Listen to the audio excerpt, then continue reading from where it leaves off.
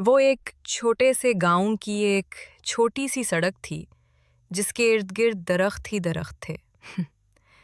दरख्तों के पीछे स्कूल की इमारत थी। इस सड़क पर आप अगर चलते जाएं तो आगे अस्पताल आ जाएगा जहां एक डॉक्टर साहिब बैठते थे। उनके पास कोई दवा मीठी नहीं थी। दवा के फौरन बाद आपको चीनी भी खाना पड़ती थी।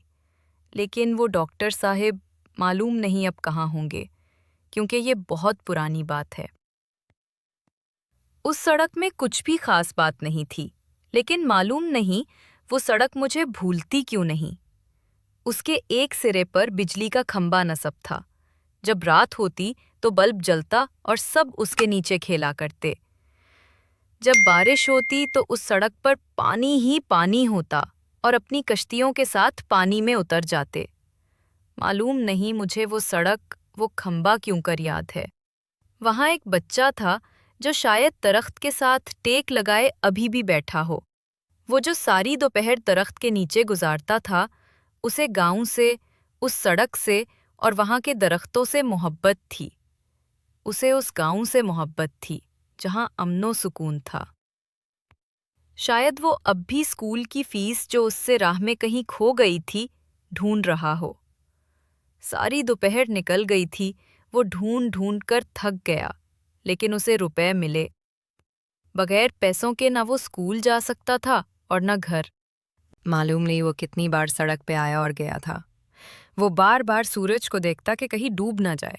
ये डूब गया तो अंधेरे में रुपए क्यों कर मिलेंगे।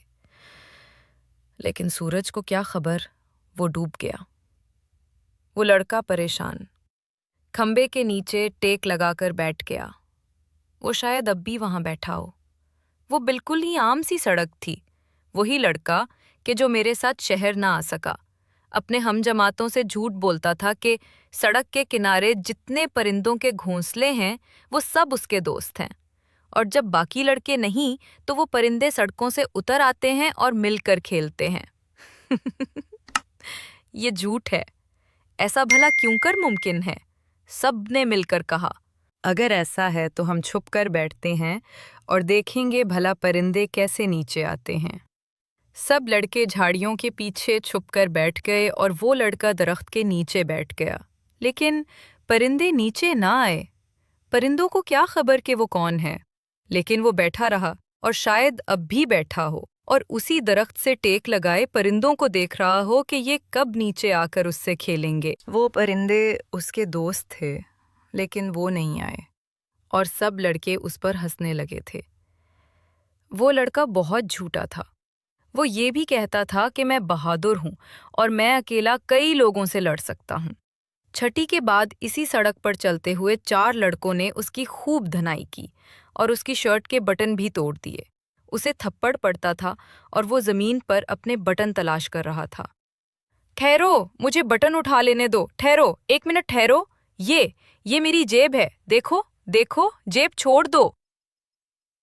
जेब भी फट गई थी, बटन भी टूट गए थे। अब बताओ, तुम्हें तो बड़े कराटे आते थे, तुम तो कई लोगों से लड़ सकते थे। अब बताओ। और वो लड़के चले गए। उसने बटन तलाश किए। जब सारे बटन मिल गए तो उसे एहसास हुआ कि उसकी कहनी से खून भी बह रहा है। वो वहीं सड़क के किनारे बैठकर रोने लगा। शायद वो अब भी वहीं बैठा रो रहा हो। मैं भला उसे कैसे साथ ला सकता था। वो खुद बहुत जिद्दी था, हालांकि गांव के हालात अब पहले से नहीं रहे थे। हुआ यूं कि एक जालिम देव ने अपने हामियों समेत गांव पर कब्जा कर लिया। जुल्म की सियाह रात छा गई थी। सूरज निकलता था लेकिन दिन नहीं होता था।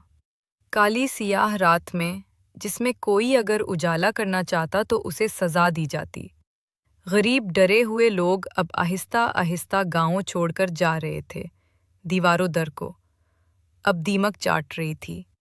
वो गांवों और वो गलियां कि जो सारा दिन बच्चों के शोर-गुल से मुस्कुरा रही होती, अब वीरान होकर सिसक रही होती। हत्ता कि वो खंबा के जिसके नीचे हर शाम बच्चे खेला करते थे, उदास था। सड़क और ज्यादा टूट गई थी और उसके इर्द गिर्द झाड़ियां भी बढ़ने लग गई थीं। अब गांवों में सिर्फ देव के हामी और चंद और लोग रह गए थे। जुल्म सितम जारी था। मुखालिफिन के घर तोड़े जा रहे थे। लोग उस देव के खिलाफ कुछ ना कर सकते थे।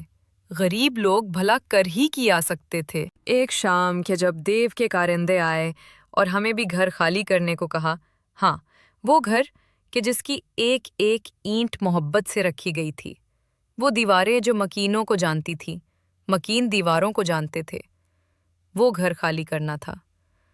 सो सामान बांध लिया गया था, लेकिन वो लड़का उसी टूटी हुई सड़क के किनारे बैठा था जहां अब झाड़ियां ही झाड़ियां थीं। स्कूल बंद हो गया था और वो डॉक्टर साहब जो कड़वी दवाइयां दिया करते थे वो भी अब ना आते, लेकिन फिर भी वो लड़का वहीं बैठा था।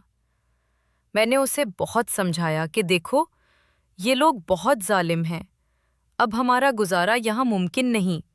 हम गरीब नातवां लोग इन जालिमों के खिलाफ कर ही किया सकते हैं। उठो मेरे प्यारे, अब यहाँ वीरानियां ही वीरानियां हैं। यहाँ स्कूल है ना अस्पताल, और तुम्हारे सारे दोस्त भी अब ये गांवों छोड़कर जा चुके हैं, सो हमें भी जाना होगा। पर वो नहीं माना। उसका ख्याल था कि परिंदे उसके दोस्त हैं, सो वो वहीं रहेगा, और वो उसी टूटी सड़क पर ही रह गया और मैं शहर आ गया।